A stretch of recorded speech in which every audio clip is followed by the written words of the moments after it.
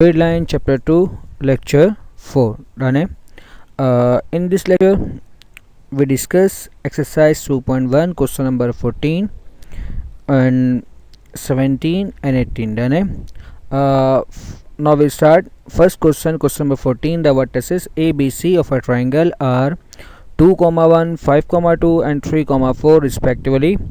Find the coordinate of the circumcenter and also the radius of the circumcircle of the triangle. यानी कि इस question में हमें क्या करना है, हमें तीन वर्टिसेस गिवन है, the vertices ABC of a triangle, यानी कि ट्राइंगल के वर्टिसेस गिवन है और हमें क्या करना है, find the coordinate of the circumcentre, यानी कि हम जानते हैं सर्कमसेंटर यानी कि वो सर्कल जो पास होता है कहाँ से, ट्राइंगल के वर्टेक्स से. ठीक है, तो हमें क्या करना है, उसका सेंटर बताना है and also the radius of the circum circle of the triangle. Done है. इससे पहले क्वेश्चन तक जो हमें गिवन था वहाँ पर हमें जस्ट प्रूफ करने कह रहा था कि ये इस डिफरेंट हमें डायग्राम थे, डिफरेंट डायग्राम पर हमें क्या करना था, उसको प्रूफ करना था कि ये इसके साइड्स है, बट यहाँ पर हमें क्या करना है, इसके सेंटर पॉइंट को फाइंड करना है. ठीक है, और सेंटर पॉइंट को फाइंड करने के लिए इट मीन्स ये है कि हमें इक्वेशन बनाना पड़ेगा, यानी कि मेक द इक्वेशन. और कौन सी इक्वेशन, यानी कि हमें x, y फाइंड करना है, यानी कि x एक वेरिएबल है और y हमारा सेकंड वेरिएबल है, यानी कि हमारे पास दो वेरिएबल होंगे फाइंड करने के लिए और हम जानते हैं दो वेरिएबल फाइंड करने के लिए हमें दो इक्वेशन चाहिए. ठीक है, तो सबसे पहले यहाँ पर हम क्या करेंगे, बेसिक काम कि A, B and C be the vertices of a triangle.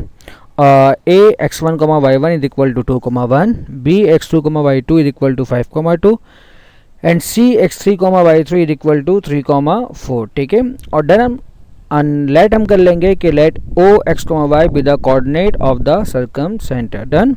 तो हमने क्या कर लिया है कि ये तीनों पॉइंट को लेट कर लिया और फिर लेट करने के बाद हमने O को लेट कर लिया है कि हमारा सेंटर पॉइंट कौन सा है, x, y है.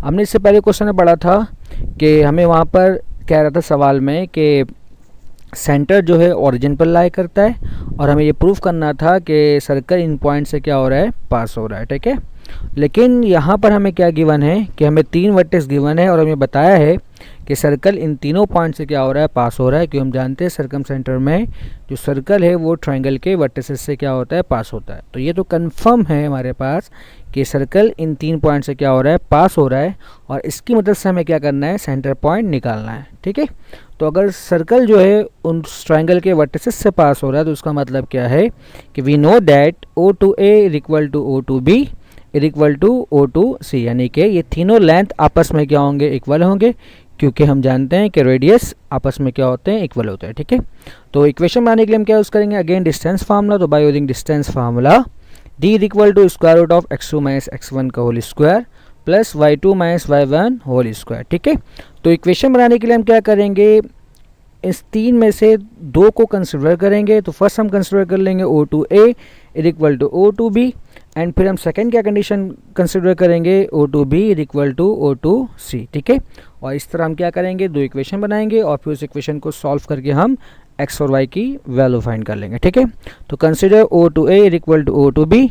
We know that O point x, y and A x1, y1, then formula square root of x1 minus x whole square plus y1 minus y whole square is equal to square root of x2 minus x whole square plus y2 minus y whole square. Done. Substitute the values and then simplify.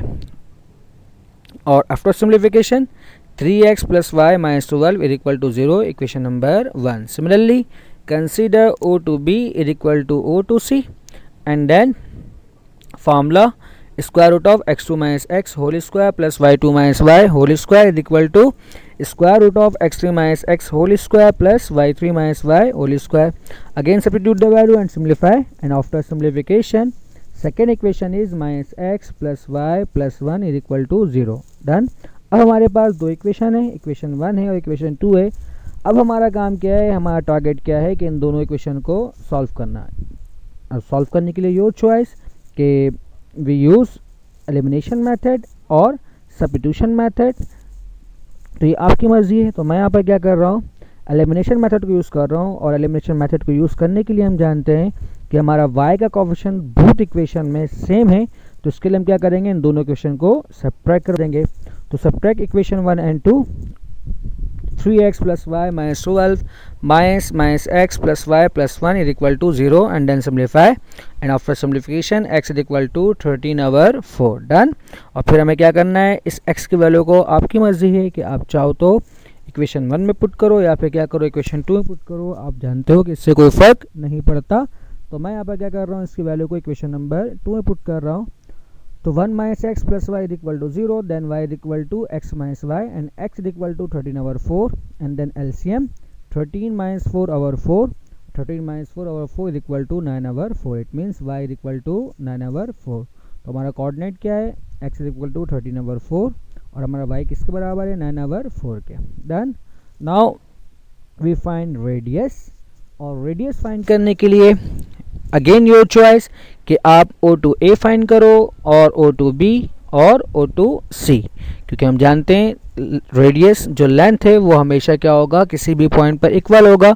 तो मैं यहाँ पर क्या कर रहा हूँ, O2A find कर रहा हूँ, और O2A फाइंड करने के लिए हम जानते हैं इसका फॉर्मूला क्या बनेगा, square root of x1 minus x whole square plus y1 minus y whole square, and then substitute the value and simplify, or answer is equal to 5 square root of 2/4. Hence the coordinate of the circumcenter is found to be 13/4, 9/4, and the radius is 5 square root of 2/4 units. Done.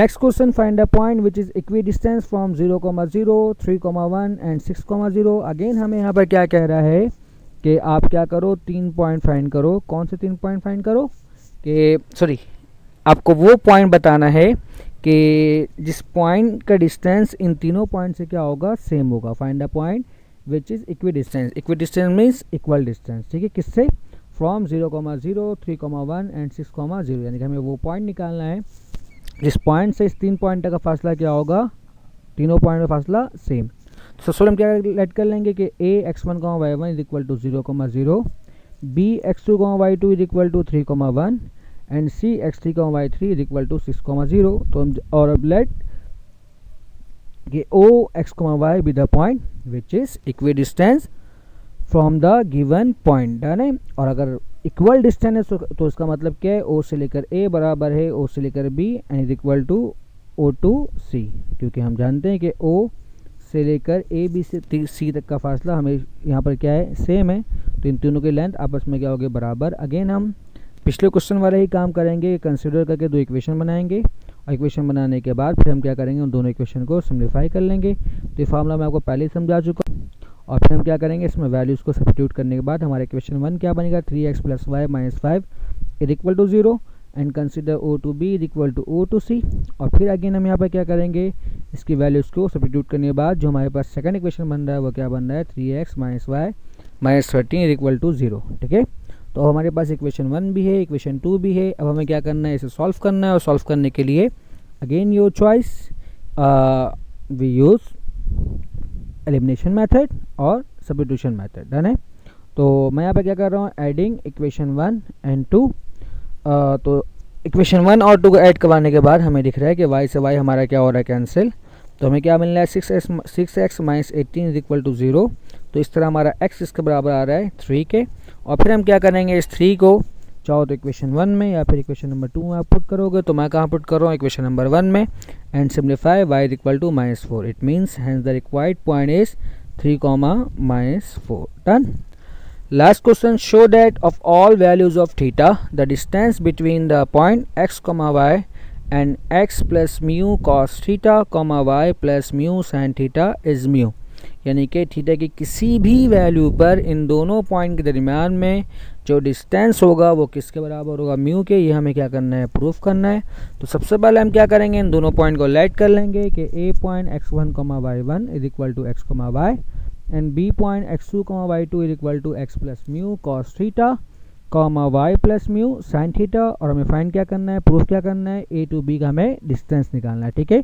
तो by using distance formula we know that a to b x2 is equal to x plus mu cos theta minus x1 is equal to x plus y2 is equal to y plus mu sin theta minus y। Done है।